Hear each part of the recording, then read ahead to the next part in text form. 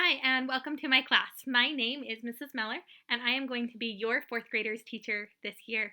A little bit about me. This will be my 15th year teaching. I am new to Orchard Elementary and to Davis School District, but of those 15 years teaching, 14 of them have been spent in fourth grade. So I have a lot of experience with 9 and 10-year-olds. A little bit about me personally. I love spending time with my family. I have a daughter that is almost 2 years old. I love traveling and trying new things and new adventures. And I hope to bring some of those new adventures to Orchard this year in my classroom.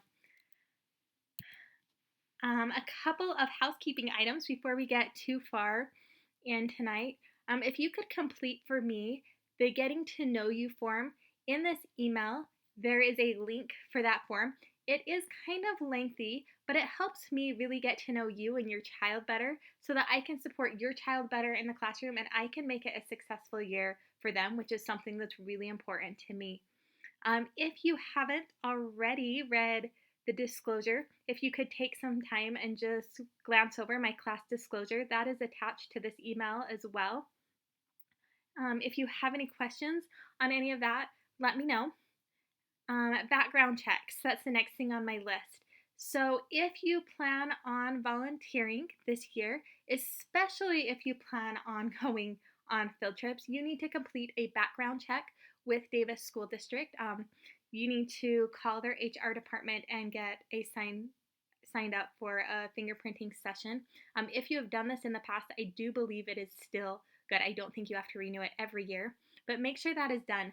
We are planning tentatively on some field trips this year, depending on what happens with COVID and what's available. So I would hate for you to miss those opportunities to come with us if you don't have that done. So just get it done and check it off. And the last plug I am going to put out there is for our PTA membership. As you come tonight to our meet and greet, PTA will have some things set up. Please join PTA.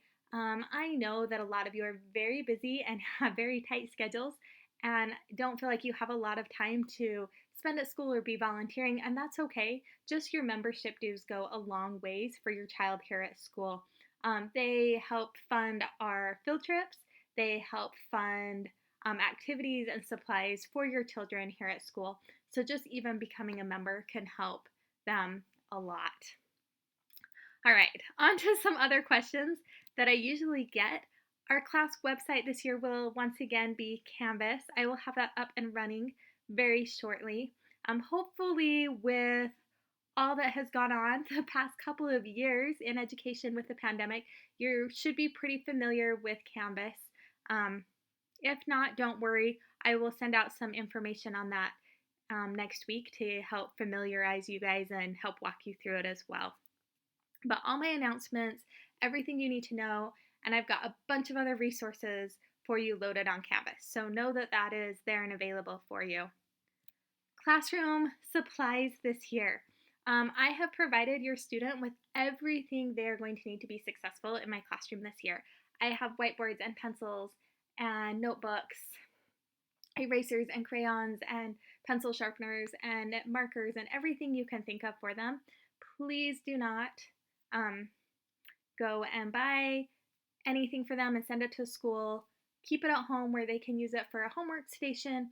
Everything they have that they need at school, I have given them. Things that are optional that I do encourage them to bring to school: a water bottle, especially the next month or so. It is still pretty warm outside, and a water bottle is nice to have on their desk, and a mask. We are not mandated under mask at this current time.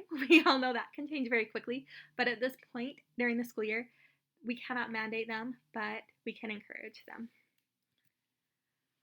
Homework. Another big question I get from parents is, what is homework going to look like this year? I do think a little bit of extra practice at home is really beneficial for kids. So every night a homework sheet will come home. On the front side will be a comprehension sheet that has about a half page of reading and 4 multiple choice questions regarding the reading. And then a math worksheet that will have maybe 5 to 10 questions about our math lesson that day on it. Hopefully those both will go pretty smoothly and just be that extra practice, that extra reinforcement of what we're learning in class. And then the last thing that I do that will be new and different is a 40 book reading challenge. So this year, my goal is that your child will complete 40 books during this school year.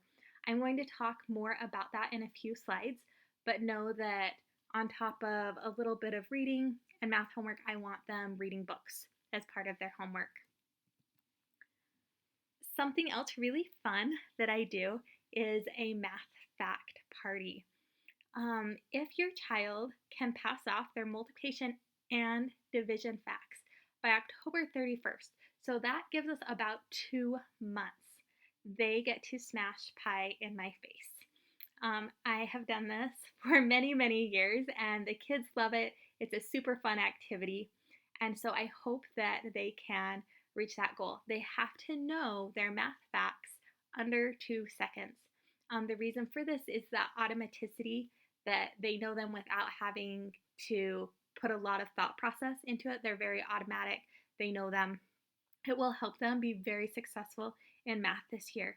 So if they don't know their multiplication and division facts, I would suggest starting to study and work on those. I will give more information next week on this as well, but start practicing. Coming back to that 40 book challenge, I want to talk just a little bit more about it. I don't want to leave you hanging too much. It is required. It is part of their nightly homework. I do ask that they are reading books that are 100 pages minimum. They can read bigger books than that. About 100 books is a good level. 100 pages is a good starting point for 4th graders. I also ask that you help them read books that are appropriate for their level. If they are reading on a 2nd grade level, I am okay with that. Have them read books that are on that level. I don't want them reading books that are way too hard for them. If they are a really strong reader, go ahead and have them read some more challenging books. On my Canvas website, I have a book list that I'll send you more info on that is suggested books. It's over 100 pages long. It's going to give you synopsises, authors, a Lexile number, which is how difficult a book is, and lots of good information to help you find some books that your child is interested in. For this challenge, some places to get books. I'm really cool with library books. Please don't go buy 40 books. That gets really expensive really quickly. The library is an awesome resource. We have our library here at Sunrise, and then we also have our Davis County libraries that you can get a library card for free at. Audiobooks are another great resource. Go ahead and there's an app, I believe it's called OneDrive, that you can download for free that is linked to the Davis County library system that there is lots of audiobooks on. And if they have a hard copy of the book in front of them and are following along as the audiobook reads it to them, I will count those books. Ebooks are also a really great option that are really affordable and great. So start looking for books. I will send home lots more detailed information on this in the next coming weeks, but know that that's the basic requirements. Every month with this challenge, if they read a certain number of books, so like this first time I think I'm going to require 3 books by the end of September, then they will get to come to a small celebration for meeting that goal. So we're going to have monthly goals to keep them motivated throughout the year, and then by the end of the year we'll have a big party if they can make it to all 40. Birthdays. I really just want to quickly touch on this. I do believe this was an Orchard Elementary decision. You can correct me if I'm wrong. That we're just going to celebrate birthdays in class. Please do not bring in treats or parties or things like that. We will do a small celebration for your child in class to help them know that they are loved and they are special on their big day. For kids that have those summer birthdays, I'll celebrate their half birthday for them in class. So know that they will get recognized and loved. COVID questions.